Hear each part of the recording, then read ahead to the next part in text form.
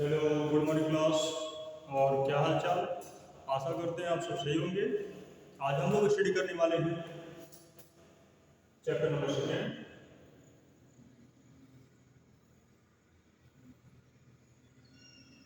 Chapter number 2 आप देख रहे हैं, जुडिशरी कोड।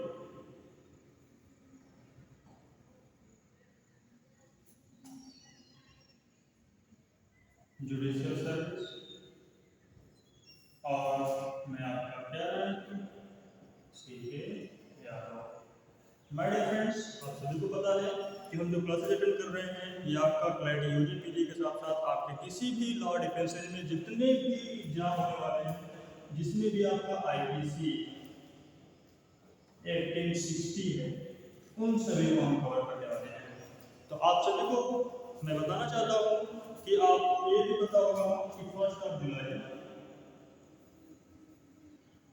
2024 से आपका न्यू लॉ अलाउ कर दिया गया था, जिसका नाम था भारतीय न्याय संहिता बीएनएस। भारतीय न्याय संहिता अलाउ जरूर किया गया है, लेकिन अभी भी आपको आईपीसी अटेंड करना ही पड़ेगा, क्योंकि आईपीसी और आपका बीएनएस दोनों सिमिलर हैं। कुछ ऐसे लॉज हैं, कुछ ऐसे एक्ट हैं जो एक्स्ट्रा बढ़ाए गए हैं, या कुछ ऐसे एक्ट हैं जो एक्सटेंडेड होने के बाद उसे रिमूव कर दिया गया है।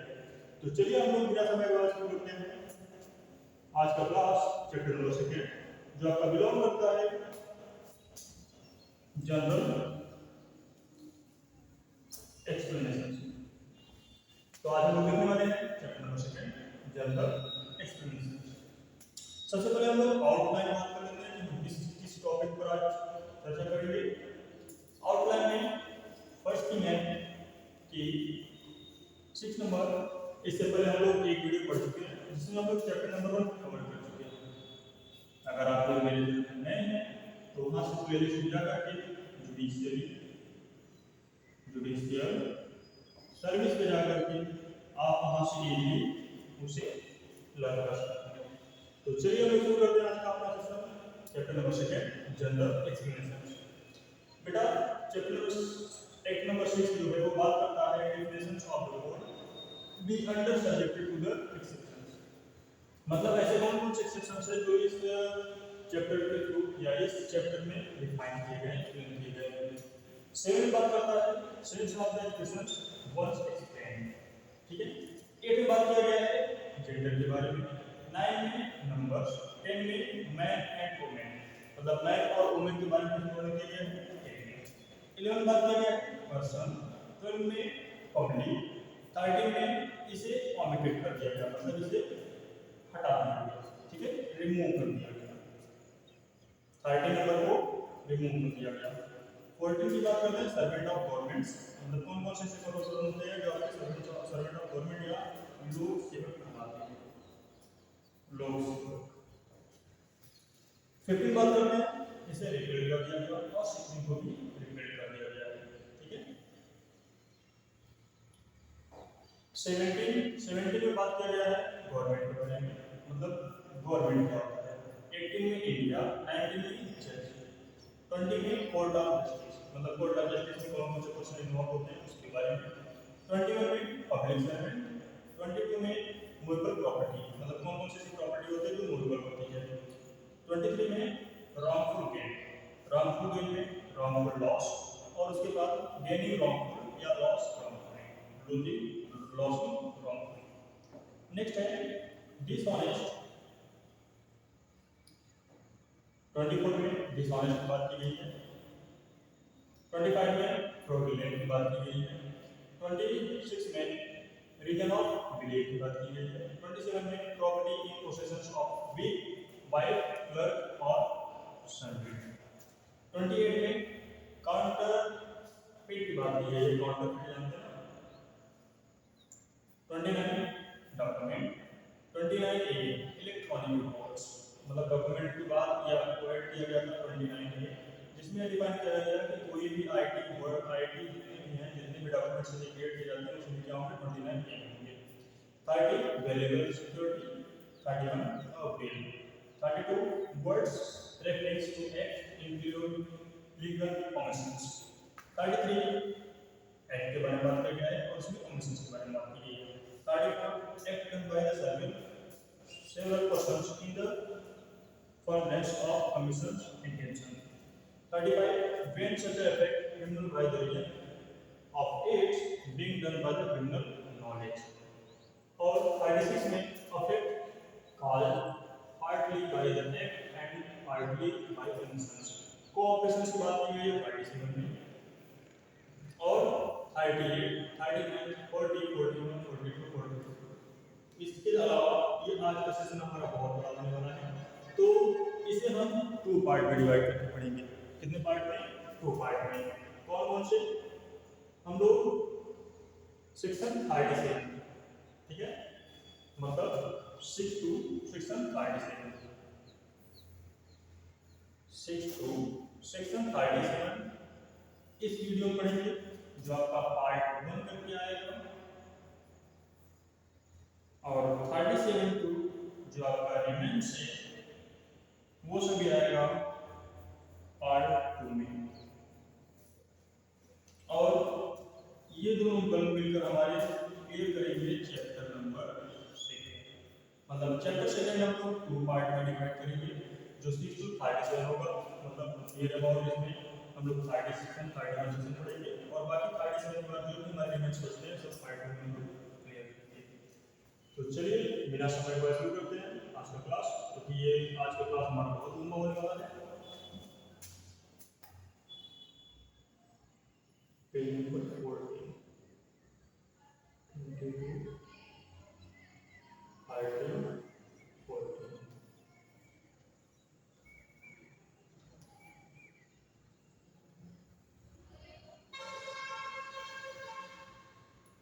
चैप्टर नंबर 2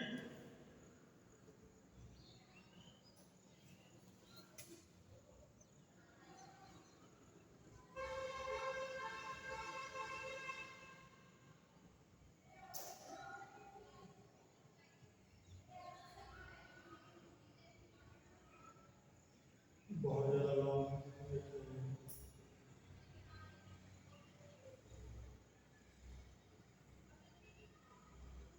क्लास बहुत बड़ी है और टॉपिक भी बहुत ज़्यादा बड़े हैं, इसलिए ये हमारा बहुत लंबा हो जाएगा। 5, 6 लिखा है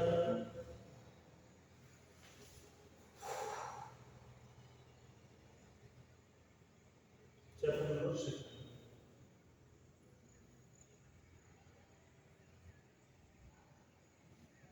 तो चलिए शुरू करते हैं चैप्टर नंबर 2। चैप्टर नंबर 2 में हम लोग बात करेंगे जनरल एक्सप्लेनेशन, मतलब कौन कौन से जनरल रूल्स हैं जो आपके अलाउ किए जाते हैं इन चैप्टर नंबर 6 में बात की गई है definitions in the code to be under subject of exceptions, मतलब इस कोड के अंदर हर एक प्रकार के अलग अलग डिफिनेशन दिए गए हैं। जैसे डेफिनेशन ऑफ एन ऑफेंस है, एवरी प्रोविजन पैनल्स है, और साथ में इसके एवरी इलस्ट्रेशन जो दिए गए हैं उन सभी के डेफिनेशन इसमें ऐड करेंगे। करने का मतलब इतना है इस चैप्टर का सीधा सा टाइटल होने वाला है जनरल एक्सेप्शंस, ठीक है, जनरल एक्सेप्शंस। तो चलिए शुरू करते हैं बिना समय गवाए जनरल एक्सेप्शंस। इसमें इलस्ट्रेशन देखिए जनरल एक्सेप्शन का क्या होगा कि कौन कौन से जनरल एक्सेप्शन होते हैं, इससे हम एग्जांपल समझते हैं। ए में बात किया गया है the sections in this code which contain definitions of offence, मतलब ऑफेंस के डेफिनेशन के बारे में बताया गया है। And do not express that the child under 7 years of the age cannot be committed such offense, but the definitions are to be under subject to the general exceptions which provided that nothing shall be offense which is done by the child under 17 years of age। कहने का मतलब इतना है कि जो भी 0 से 7 तक के ईयर के जो भी बच्चे होते हैं, कितने 0 से 7 ईयर के जो भी बच्चे होते हैं वो सभी जनरल एक्सेप्शंस में आते हैं। मतलब 0 से 7 तक के बच्चे कोई भी राय नहीं करते हैं तो ऐसा माना जाता है कि यह ऑफेंस नहीं है। क्या नहीं बेटा? ऑफेंस नहीं है। अब जरा दूसरा रूल समझिए। जैसे ये पुलिस ऑफिसर है, विदाउट वारंट अप्रहेंड करता है जेड, मतलब बिना किसी वारंट के अप्रहेंड करता है जेड को, मतलब अरेस्ट करता है जेड को जो कि कमिटेड किया है कोई मर्डर। क्या किया है? कोई मर्डर कमिट किया है। यहाँ जो ए है is not guilty of the offence of wrongful confinement. जो रॉन्गफुल कॉन्फिनमेंट कर रहा है ए, उसके लिए वो गिल्टी नहीं है, क्योंकि he was born bye the law, वह लॉ से बंधा हुआ है। क्यों बंधा हुआ है? क्योंकि उसे कहा गया है कि यदि आप पब्लिक सर्वेंट हो और जेड कोई अपराध करता है तो उसको आपको रोकना है। पुलिस ऑफिसर है, दूसरे पुलिस ऑफिसर कम क्या होता है? अपराध को रोकना। तो इस स्थिति में उसने जेड को अरेस्ट किया, तो वो किसी भी तरीके से क्या नहीं होगा, किसी भी तरीके से आपका वह कोई भी अपराधी नहीं होगा, क्योंकि उसका जनरल एक्सेप्शन है। क्या जनरल एक्सेप्शन है? Nothing is an offence which is done by the person who is bond by the law. मतलब कोई भी पर्सन जो बॉन्ड बाय द लॉ है, वो कोई काम करता है तो वह कभी भी ऑफेंस नहीं होगा। मतलब क्या ऑफेंस नहीं होगा? जब कोई पर्सन बॉन्ड बाय लॉ है और वो यदि कोई एक्ट करता है तो कभी भी ऑफेंस नहीं होगा। सिविल बात करें तो सिविल कहा गया है sense of expression once explained. Every expression which is explained in any part of this code is used in every part of this code conformity with the expressions. मतलब हर एक प्रकार के जो भी वर्ड बताए गए हैं उसमें सेंस ऑफ एक्सप्रेशन है, मतलब सेंस ऑफ एक्सप्रेशन के साथ उसे आपको वर्डन देखने को मिलेगा इसी के 1860 में। 8 की बात करें तो सेक्शन नंबर 8 में बात किया गया है आपका जेंडर लिंग। आप सभी को पता है कि जेंडर में आपके मेल और फीमेल दोनों को ऐड की जाएगी। इसके through the pronounce he and its derivative are used of any person. मतलब कोई भी पर्सन हो, फिर चाहे वो मेल हो या फीमेल हो, दोनों को इस जेंडर के अंदर इंक्लूड रखा गया है। 9 बात किया गया है नंबर। नंबर मतलब कितने होंगे, सिंगुलर होंगे कि प्लूरल, मतलब एक या एक से अधिक व्यक्ति क्या कहलाएंगे? नंबर। इसमें कहा गया है कि unless the contrary appears from the context word importing the singular number, क्या singular number include the plural number. मतलब चाहे कोई भी पर्सन कोई भी ऑफेंस करता है, चाहे वो अकेले करे या एक लोगों से अधिक के साथ करे। And importing the plural number include the singular number, मतलब एक हो या एक से अधिक हो, मतलब 2 हो, 3 हो, 4 हो, 5 हो, अधिक हो, या 2 हो, 3 हो, 4 हो, 5 हो या 1 हो। ठीक है, ऐसी प्रोजेक्ट की गई है नंबर में। नेक्स्ट बात करते हैं कि इसमें मैन एंड वुमेन।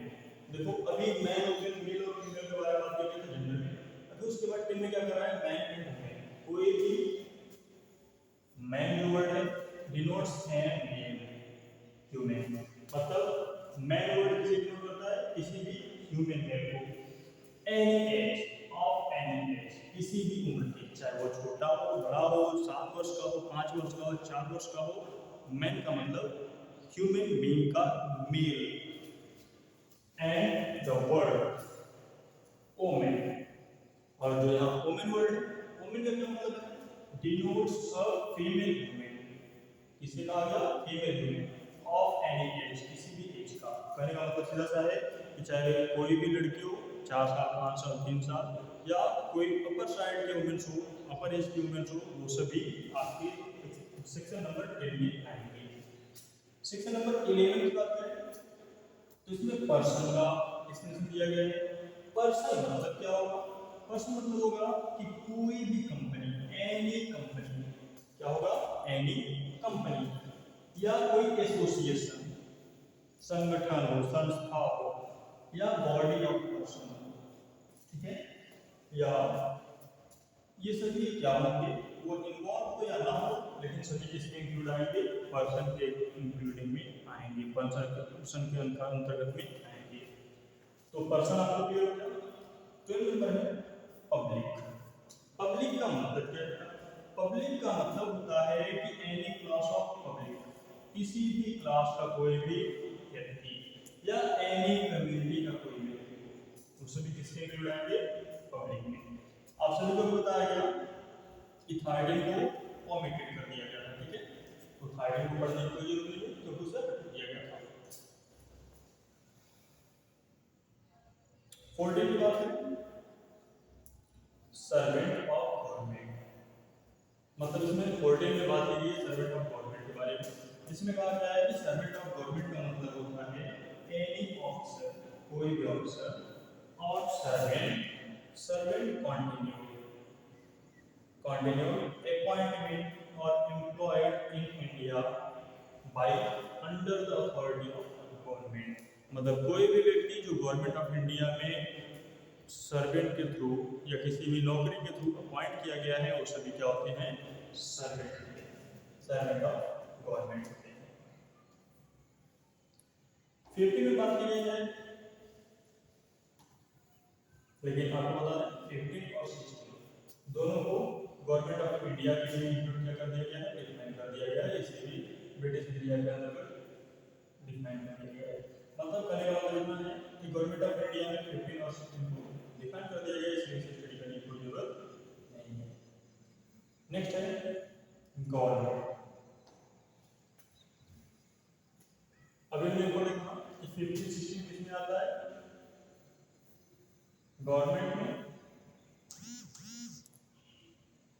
वो आपका गवर्नमेंट ये रहा सीमेंटिंग में government. The word government denote क्या डिनोट करता है, सेंट्रल गवर्नमेंट और द गवर्नमेंट ऑफ स्टेट या स्टेट गवर्नमेंट।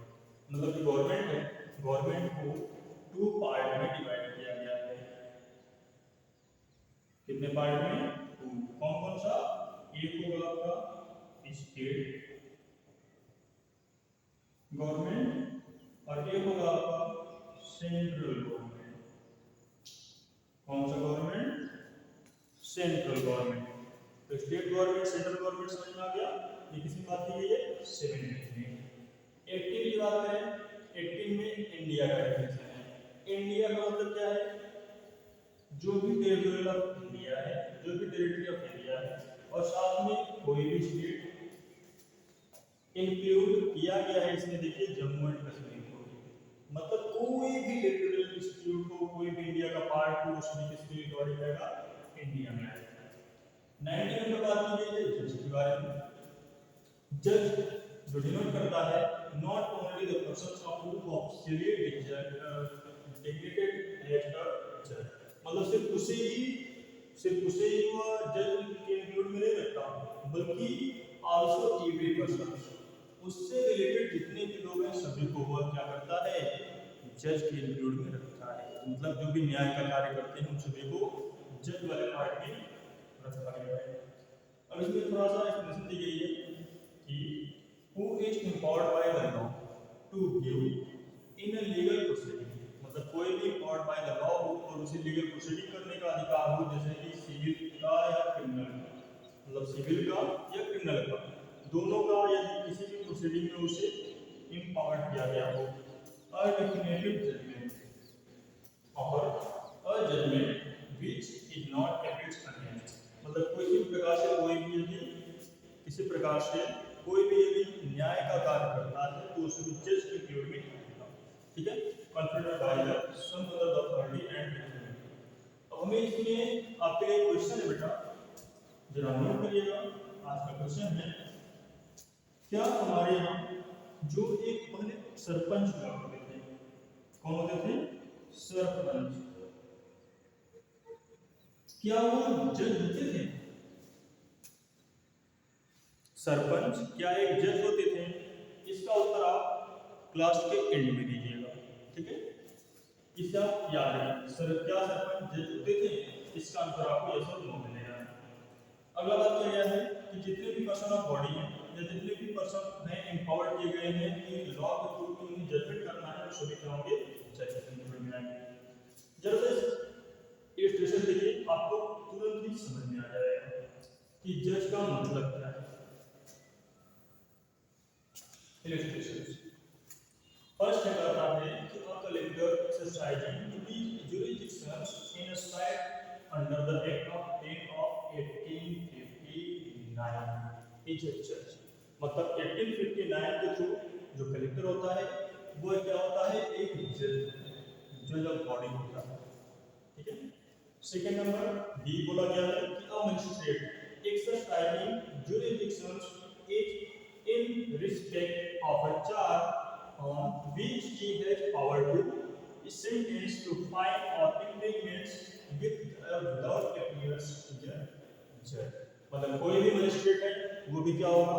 जो फाइन दे सकता है या इम्प्लीमेंट दे सकता है, वो सब क्या होंगे? वो तो आपके सजा होते हैं, तो सजा कौन दे सकता है? मजिस्ट्रेट ही दे सकता है। नेक्स्ट है सी नंबर, जिसमें बात किया गया मेंबर ऑफ पंचायत। अभी हमने बात किया ना सरपंच के बारे में। सरपंच के बारे में क्या? सरपंच कौन होता था? पंचायत का एक मेंबर होता था, पंचायत का हेड होता था। तो कोई भी पंचायत पर्सन पावर किया गया हो regulation 17 acting system of the Madras court to try the determine side on the जज। मतलब कोई भी पंचायत यदि किसी भी प्रकार कोई भी सरपंच कोई भी पंचायत में क्या होते थे? 5 लोग बैठते थे। गांव में अक्सर ऐसा होता है, शहर में उतरे ना होता वो। तो गांव में सरपंच बैठते थे, वो क्या करते थे? किसी भी बहस पर अपना निर्णय देते थे। उसे वो क्या कहा जाता था? पंचायत, पंचों का निर्णय। तो वो सभी क्या होते थे? जो एक तरीके से जज हुआ करते थे। The number a magistrate exercising the judiciary respect of a charge on which has the power to commit for trial to another court is not a judge। मतलब कोई भी जज किसी प्रकार से कोई भी ट्रायल नहीं करता तो वह जज नहीं है। मतलब यदि उसे चार्ज दिया गया है किसी प्रकार से कोई ट्रायल करने का, तभी जज होगा, अगर नहीं दिया जाए तो वो जज नहीं। 20 नंबर पे बात की गई है court of justice. Court of justice क्या होता है? कोर्ट ऑफ जस्टिस जो डिनोट करता है जजेस को, वो एक court by the law to act judicially alone. मतलब अकेले कोई भी न्याय करने का, और बॉडी ऑफ जजेस या किसी भी बॉडी ऑफ जजेस का which is informed by the law to act judicially. मतलब न्याय करने का किसको भी अधिकार है, उसे भी क्या होंगे? जज होंगे, चाहे वो अकेले न्याय दे चाहे एक गठन के साथ, एक संगठन के साथ। When sir the judge or the body acting judicially, मतलब जब भी कोई जुडिशियली वर्क करेगा उसे क्या होंगे? जज इंक्लूडेड आएंगे। इसमें भी एक इलस्ट्रेशन है, जरा उसको ध्यान से देखिएगा।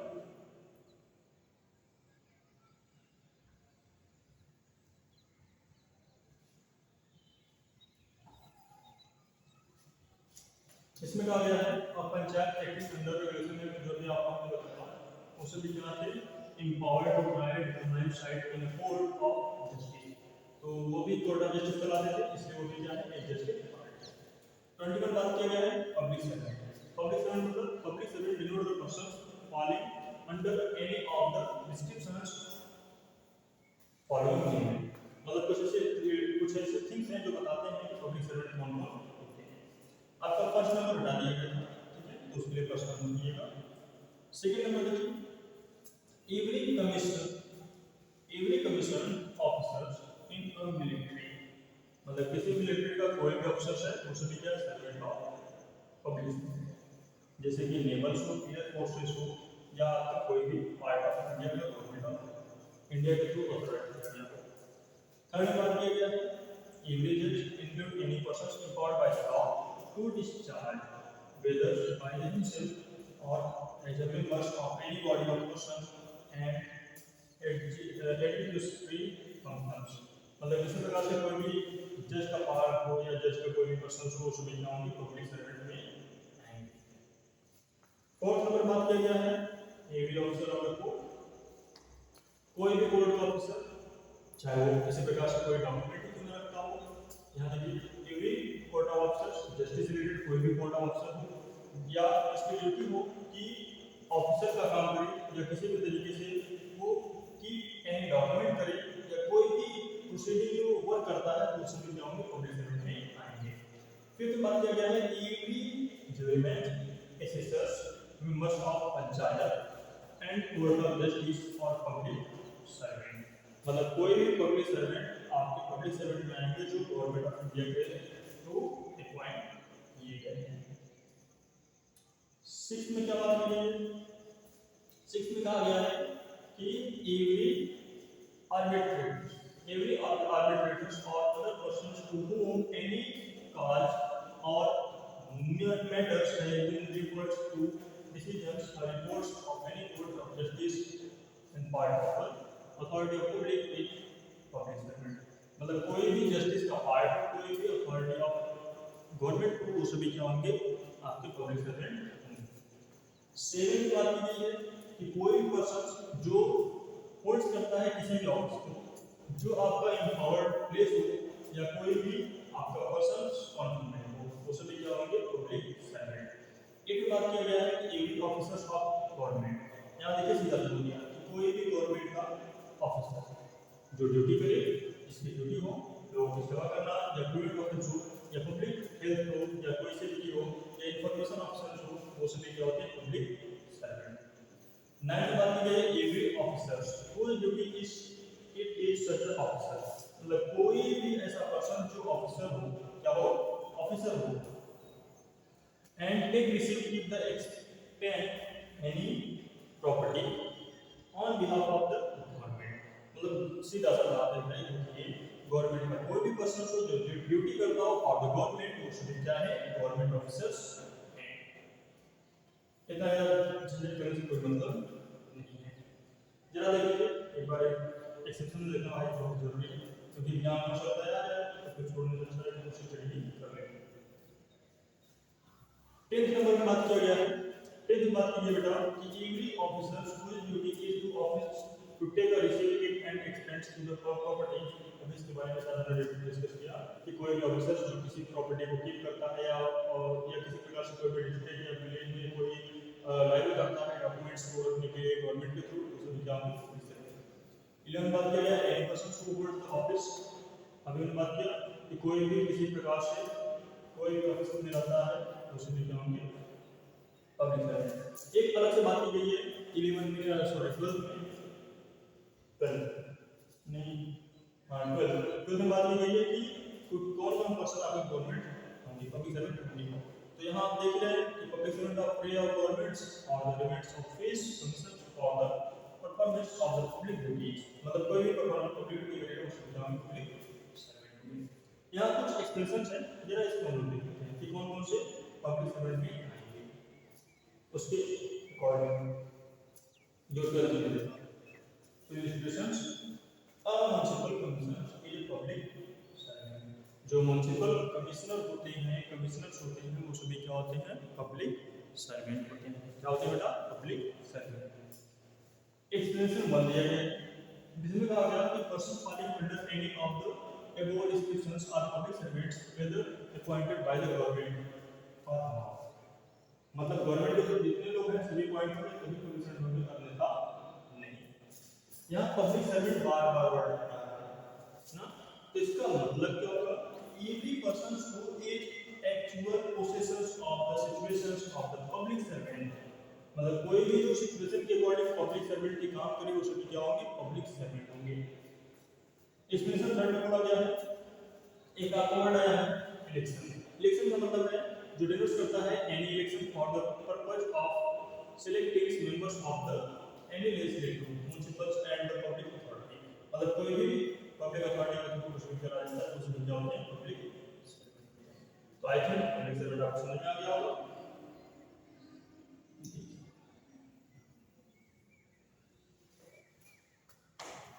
बात करते हैं 22 में बेटा बात हो गई है मूवेबल प्रॉपर्टी, मतलब कौन कौन सी प्रॉपर्टी होती है जो मूवेबल होती है।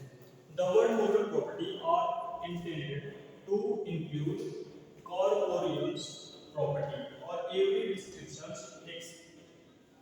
एक्सेप्ट, मतलब सभी प्रकार के मूवेबल प्रॉपर्टी होते हैं सिर्फ उन चीजों को छोड़कर जो क्या हो attach to the earth, permanently fast and हो, और क्या हो, अटैच टू अर्थ।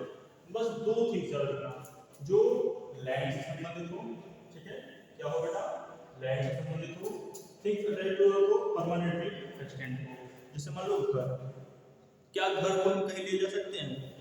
आप बताओ, कंधे पे यूं उठा लिए, हनुमान जी बन गए, ऐसे पर्वत लिए और चल दिए, ऐसा तो हो नहीं सकता। तो वो क्या होगा, अनमूवेबल था, मूवेबल प्रॉपर्टी नहीं होगी।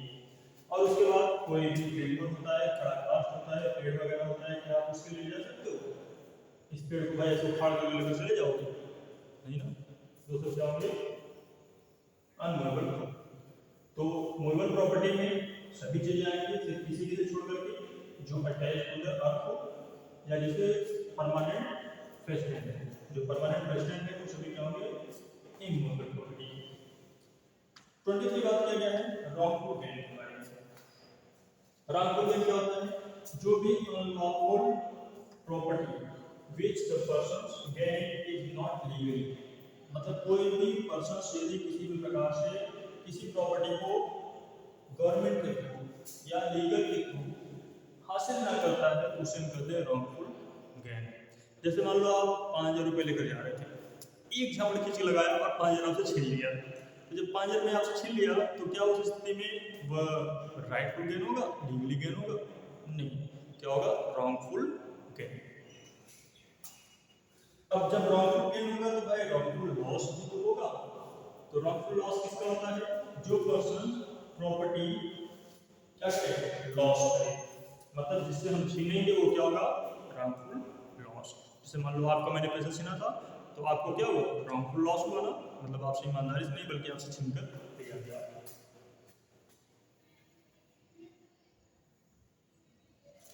अब यहां बात कीजिए गेनिंग रॉन्गफुल। जब भाई रॉन्गफुल लॉस होगा तो लॉस कब होगा, जब हम आपसे छीनेंगे। तो जब हम आपसे छीनेंगे तो रॉन्गफुल हम गेन करेंगे ना, गेन करने का मतलब है आपसे छीनेंगे तो वहां आपको रॉन्गफुल लॉस होगा। मतलब जब किसी भी पर्सन का कोई भी property by the not allow from him हम छीनते हैं तो इसे क्या कहा जाता है, रॉन्गफुल गेन, रॉन्गफुल लॉस। जैसे आपसे मैंने पैसे छीना तो आपको क्या हुआ, रॉन्गफुल लॉस हुआ, और मुझे क्या हुआ, रॉन्गफुल गेन हुआ। तो वही है रॉन्गफुल गेन, रॉन्गफुल लॉस। 24 बात किया गया है डिसऑनेस्टी। डिसऑनेस्टी क्या होता है कि whoever does anything with the intention of earning wrongful gain, मतलब कोई पर्सन यदि कोई किसी प्रकार से wrongful gain को करता है, wrongful gain को इकट्ठा करता है, wrongful gain को लेने का प्रयास करता है, to one person's or wrongful loss, और दूसरे पर्सन को क्या हो, wrongful loss हो, तो उसका क्या रहेगा, डिसऑनेस्टी।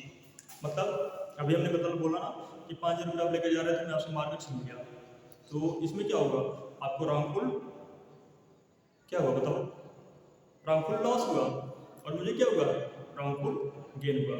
तो जब आपको रॉन्गफुल लॉस हुआ, मुझे रॉन्गफुल गेन हुआ, तो इन दोनों मैटर को मिलाकर क्या कहेंगे, डिसऑनेस्टी। नेक्स्ट है 24 नंबर फ्रॉडलेंट। फ्रॉडलेंट मतलब होता है कपटपूर्वक, कपटपूर्वक। A person is said to things fraudulently if he does things with intention to defraud, but not otherwise. मतलब कोई भी व्यक्ति यदि किसी व्यक्ति से फ्रॉड तरीके से पैसे लेता है तो उसे कहते हैं फ्रॉडलेंट। क्या कहते हैं, फ्रॉडलेंट। जैसे आप कभी भी देखते हो ना कि आपको एक कॉल आता है और क्या कहता है कि भाई इतने पैसे जमा कर दो, आपकी लॉटरी लगी है और आपके इतने रुपए गेन होने वाले हैं। तो आप उसमें क्या करते हैं, भाई फटाफट 1,500 2,000 जो मांगते हो आप दे देते हो, क्योंकि आप सोचते हो 2 लाख 3 लाख आएंगे, 10 लाख आएंगे, तो हम क्यों ना ले लें। और ऐसा फ्रॉडलेंट हो जाता है। फ्रॉडलेंट का मतलब सीधा सा है कि कोई भी पर्सन यदि आपसे फ्रॉड करता है तो वो होता है फ्रॉडलेंट, कपटपूर्वक लिया गया पैसा, छलपूर्वक लिया गया पैसा, या यूँ कहिए कि आपको धोखे में रख करके कोई चीज़ लिया जाता है तो होता है फ्रॉडलेंट। तो ये बहुत ही इंपॉर्टेंट सेक्शन है 25। कौन सा सेक्शन है, सेक्शन नंबर 25। 26 की बात कीजिए रीजन टू बिलीव, विश्वास करने का कारण। इसका मतलब ये होता है कि कोई भी सफिशिएंट हो cause to believe that taking but not otherwise, reason to believe, जैसे मान लो हम आपसे कहें कि भाई मेरे ऊपर विश्वास करो, मैं तुम्हारा पैसा दे दूंगा और मैं कभी ना लूँ, तो क्या होता है रीजन टू बिलीव, क्या आपने मेरे ऊपर विश्वास करके लिया। ओह क्लास लाइट कट गई। आज के लिए इतना ही, फिर हम लोग कल से कंटिन्यू करेंगे 27 से, ठीक है। हम लोग 10 और अटेंड करने वाले थे, लेकिन लाइट कटने की वजह से अब भाई इन्वाइट तो है नहीं कि हम क्लासेस और कंटिन्यू करें। तो मेरे चैनल को ज़्यादा लाइक करिए, शेयर करिए, सब्सक्राइब करिए, और इतना ज़्यादा लाइक कर दीजिए कि इसी मंथ में हम एक इन्वर्टर लें और आप लोगों की क्लासेस कंटिन्यू करें। आज के लिए इतना ही, टाटा बाय बाय। मैं आपका प्यार सीखे यादव और आप देख रहे थे जुडिशियल सर्विस।